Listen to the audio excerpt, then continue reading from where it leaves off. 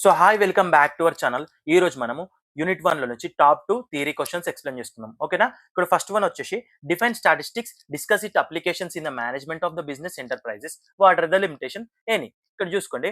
First of all వచ్చేసి statistics అంటే చూసుకుందాం. Statistics is the science of classifying, collecting, presenting and analysing and interpreting numerical data. అంటే ఏంటి? ఇక్కడ స్టాటిస్టిక్స్ అంటే న్యూమరికల్ డాటాని కలెక్ట్ చేసి, క్లాసిఫై చేసి, ప్రజెంట్ చేసి, అనలైజ్ చేసి అండ్ ఇంటర్ప్రిట్ చేయడమే స్టాటిస్టిక్స్ అంటారు. అట్లనమాట. ఇక్కడ అప్లికేషన్ చూసుకుంటే ఫస్ట్ వన్ వచ్చేసి planning and decision making helps managers take rational and scientific decisions. అంటే ఏంటి? మనకి ఇక్కడ ప్లానింగ్ అండ్ డెసిషన్ మేకింగ్ దేనికి యూజ్ అవుతుంది? మేనేజర్స్ కోసము రేషనల్ డెసిషన్స్ తీసుకోవడానికి యూజ్ అవుతుంది. రేషనల్ డెసిషన్ తీసుకోవడానికి యూజ్ అవుతుంది మేనేజర్స్ కి. Next forecasting used in the sales forecasting and demand estimation and trend analysis. ఏంది ఫోర్కాస్టింగ్ అనేది? దేనికి యూస్ఫుల్ అవుతుంది?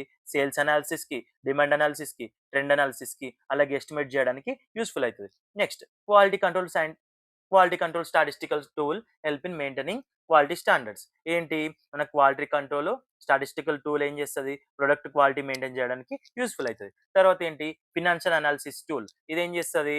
మనకు కాస్ట్, బడ్జెట్, ప్రాఫిట్ అనాలిసిస్ కోసం యూస్ఫుల్ అవుతుంది. తర్వాత ఫిఫ్త్ వన్ వచ్చేసి మార్కెట్ రీసెర్చ్. మార్కెట్ రీసెర్చ్ దేనికి యూస్ఫుల్ అవుతుంది? మనకు మార్కెట్ రీసెర్చ్ వచ్చేసి కన్స్యూమర్ బిహేవియర్ స్టడీ చేయడానికి, ప్రిఫరెన్సెస్ చూడడానికి హెల్ప్ఫుల్ అవుతుంది. నెక్స్ట్ ఇక్కడ లిమిటేషన్స్ చూసుకుందాం. లిమిటేషన్ వచ్చేసి ఏంటి? ఫస్ట్ వన్ వచ్చేసి ఏంటి? Deals with only quantitative data. ఏం చేస్తుంది? ఓన్లీ క్వాంటిటేటివ్ డాటాతోనే డీల్ చేస్తుంది. సెకండ్ వన్ చూసుకుంటే result depend on accuracy of the data. Result దేనిపైన డిపెండ్ అయి ఉంటుంది? ఓన్లీ అక్యురసీ ఆఫ్ డాటా పైనే డిపెండ్ అయి ఉంటుంది. థర్డ్ వన్ పాయింట్ చూసుకోండి. Does not give exact conclusions. ఏంటి? ఎగ్జాక్ట్ కంక్లూషన్స్ మాత్రం ఇవ్వదు. నెక్స్ట్ ఫోర్త్ పాయింట్ చూసుకుంటే కెన్ బి మిస్యూజ్డ్ ఈజీలీ. ఏంటి? మిస్యూజ్ చేసుకోవచ్చు ఈజీగా.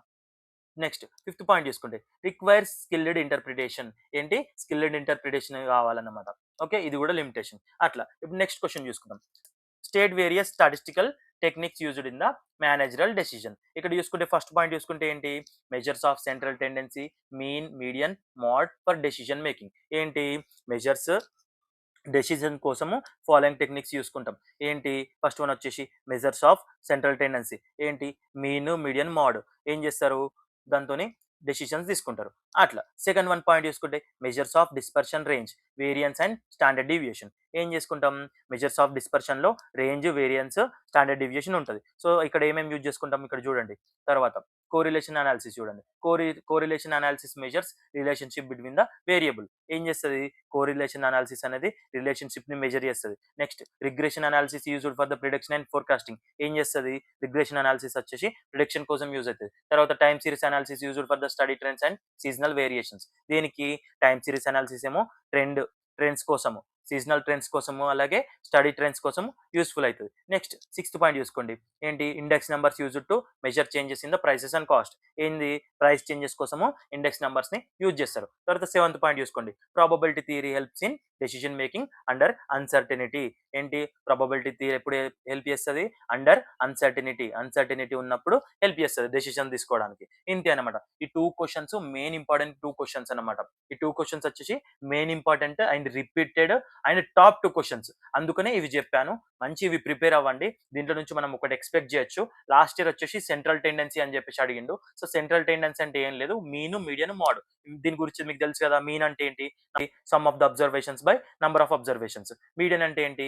మిడిల్ వాల్యూ అనుకోవాలి. మోడ్ అంటే ఏంటి? మోస్ట్ ఫ్రీక్వెంట్లీ అక్కడ వాల్యూ అనుకోవాలి. ఇదనమాట. ఒకవేళ అట్లా వచ్చింది అనుకో, అసలు క్వశ్చన్స్ వచ్చినాయి అనుకో, వేరే క్వశ్చన్ ఇట్లా ఓన్ గా రాసేయాలి మీరు. అర్థమైందా? మనం ప్రాబ్లమ్స్ ఎక్స్ప్లెయిన్ చేసుకున్నాం కదా.